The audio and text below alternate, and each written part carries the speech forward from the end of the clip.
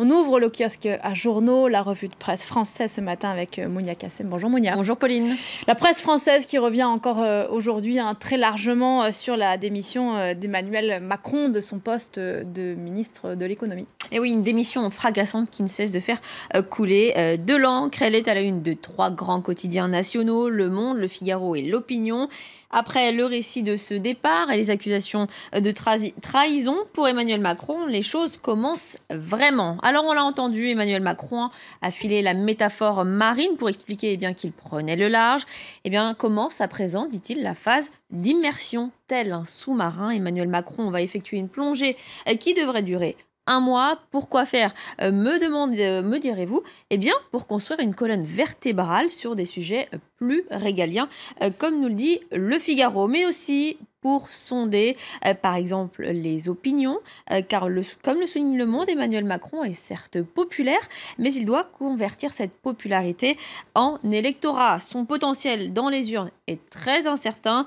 Selon Luc Rouban, directeur de recherche au CNRS, interviewé sur la question, Emmanuel Macron attire un électorat âgé, libéral, assez favorisé, peu fidèle à la gauche et séduit par Alain Juppé. Et les sympathisants de gauche qui justement se prononceraient à 67% contre une candidature de l'ancien ministre de l'économie à la présidentielle, c'est-à-dire dans Le Figaro. En tout cas, s'il est candidat, il devrait l'annoncer comme beaucoup avec un livre qui serait en préparation, nous dit Le Figaro.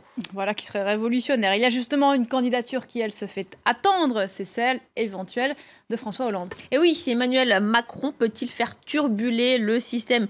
C'est la question posée par l'opinion. Cette démission a clairement mis le président Hollande dans l'embarras avec son mouvement En Marche. On le voit sur ce dessin signé CAC dans l'opinion. Emmanuel Macron vient empiéter sur les plates-bandes des candidats à la présidentielle. Il faut noter tout de même que François Hollande ne s'est pas encore prononcé. Pour Le Figaro, la question n'est pas François Hollande va-t-il se présenter en 2017, mais plutôt peut-il encore se présenter?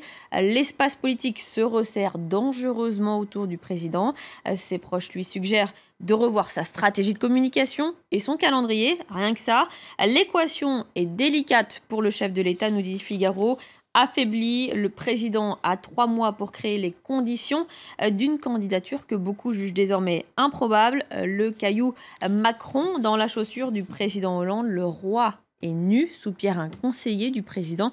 C'est à lui d'aller au casse-pipe, de défendre son bilan, disent certains de ses partisans. On parle de bilan, justement, dans la presse française, le bilan du chef de l'État en matière d'éducation, alors qu'aujourd'hui, c'est la rentrée des classes. Et voilà, vous l'avez dit, en cette journée de rentrée scolaire, ce bilan tombe à point nommé, d'autant qu'il s'agit de l'ultime rentrée du quinquennat. Et pour établir ce bilan, Libération a choisi 5 catégories des promesses de campagne du candidat Hollande en 2012. En termes de création de postes et formation, François Hollande avait promis 60 000 créations. 42 338 ont été très précisément créées, note Libération. Sur la question de la formation, il reste encore de nombreuses difficultés. Leur contenu est jugé médiocre par endroits et le rythme trop soutenu. Note de cette catégorie poste et formation: peut mieux faire. Des catégories ont été en revanche établies dans la lutte contre les inégalités. L'école primaire et les rythmes scolaires, c'est passable. Les instituteurs ont éprouvé, nous dit-on, le sentiment d'avoir été oubliés en cours de route. Enfin, si la réforme du collège doit encore faire ses preuves sur le numérique, c'est bien, mais le gouvernement s'est reposé sur ses lauriers. Appréciation finale, Pauline, de ces 4 années. L'élève Hollande n'a pas totalement démérité. Vous allez voir dans le Figaro, on a un professeur qui note très sèchement, il est très cassant, très sévère.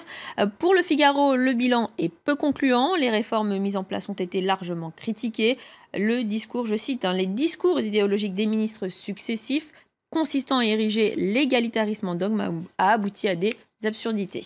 Comme quoi un même élève peut être jugé différemment en fonction du prof, avec une pensée évidemment pour tous ceux dont c'est la rentrée des classes aujourd'hui. On termine avec l'hommage rendu à Marc Ribou, le photographe français qui est décédé hier à 93 ans. Et oui, Pauline, je vous invite à feuilleter les pages de Libération qui lui consacrent un hommage.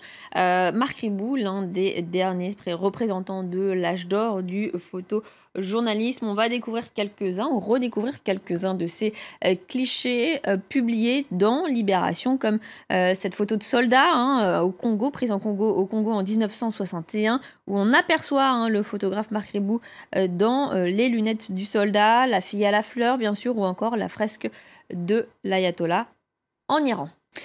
Merci beaucoup, Mounia, pour cette revue de presse et ces très belles photos.